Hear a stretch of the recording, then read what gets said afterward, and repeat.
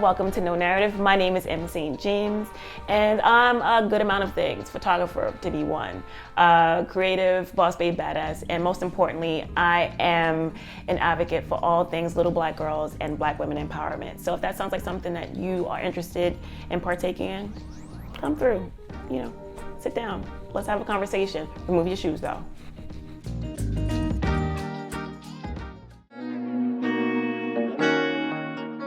So I have a question for y'all. Do you think we're already in the metaverse? Because I keep thinking about how much of my life is automated, right? I work for myself. I get my groceries delivered. I get my laundry done and delivered. They pick it up and drop it off. I even get my wine delivered. And I keep thinking about the fact that I barely leave my house, and it's become normal, and it's kind of scary. It's very, very scary. So my thought process right now is, if you feel like that's you, because it's me, take your ass outside, go take a walk, because your life is been put into your computer. And for whatever reason, we seem to be comfortable, sedentary, and living through social media. That world is not real. It's not. So go outside, breathe fresh air. And you know what? Even if you do get your groceries delivered like I do, go to the grocery store and pick up some milk. Even if you don't need it, just go out to the grocery store. You'll probably see human people.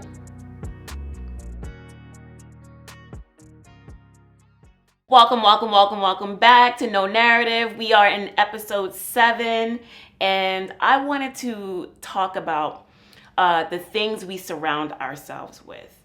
Things that we accumulate and things that we find value in.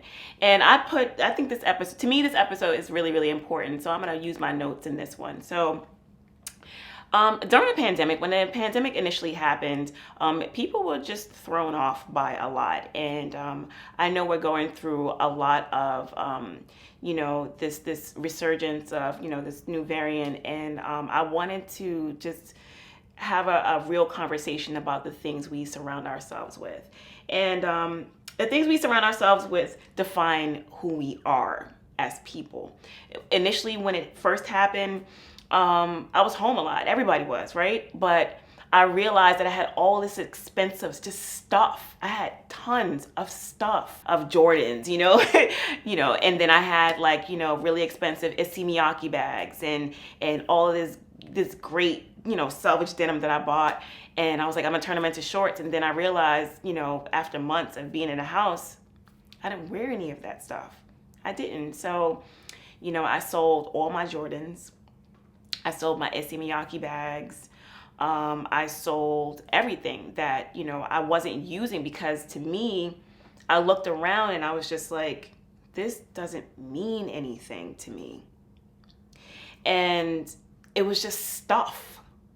And, I made about $2,000 on the stuff that I had, but it was so clear, that all of that the things that we accumulate don't give you value. And what I started to value, I didn't have access to, which was my family, right? And, the pandemic left a lot of room for self-reflection.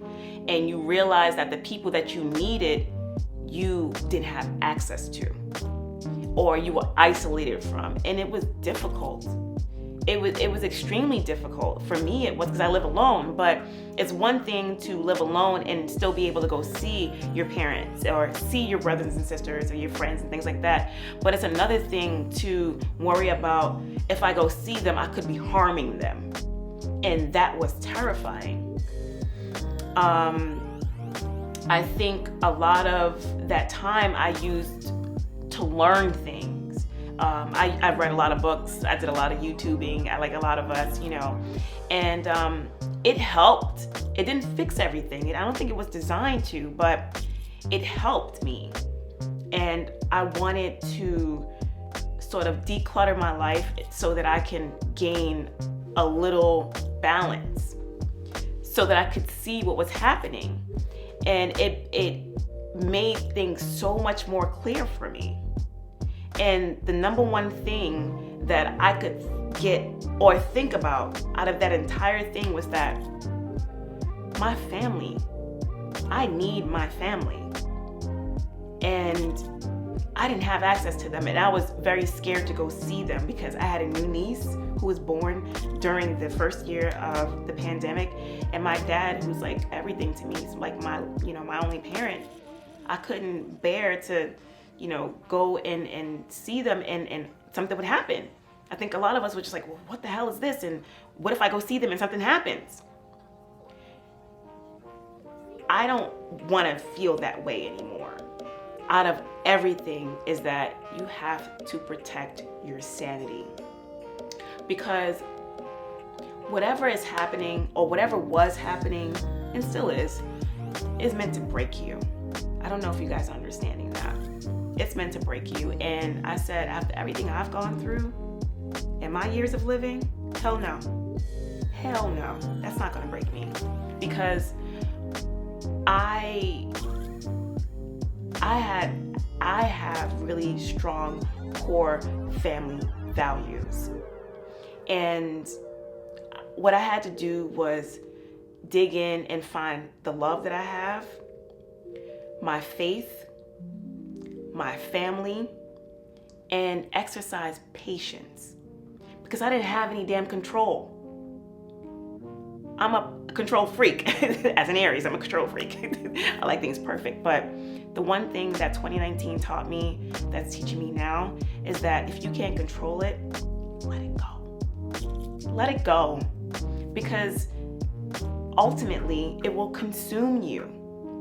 And my family made me realize what I hold value in.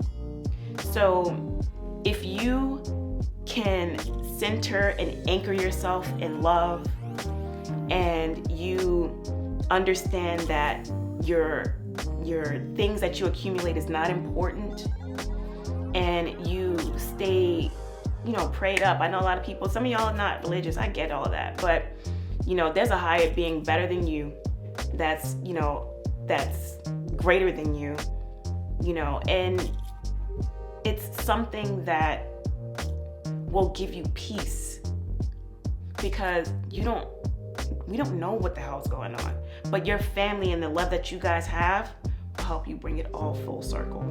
The value system that I hold is love, faith, family, and patience, and I apply it daily. I do. I don't have every day is not a great day, but I apply that value system, and I make sure that I find peace in it, because it is something that I don't have to go and acquire to get. I have it here. So when I'm in my apartment and I look at the pictures of my dad or my sister or my niece and my family, I am reminded of that value system, and it centers me and it makes me happy.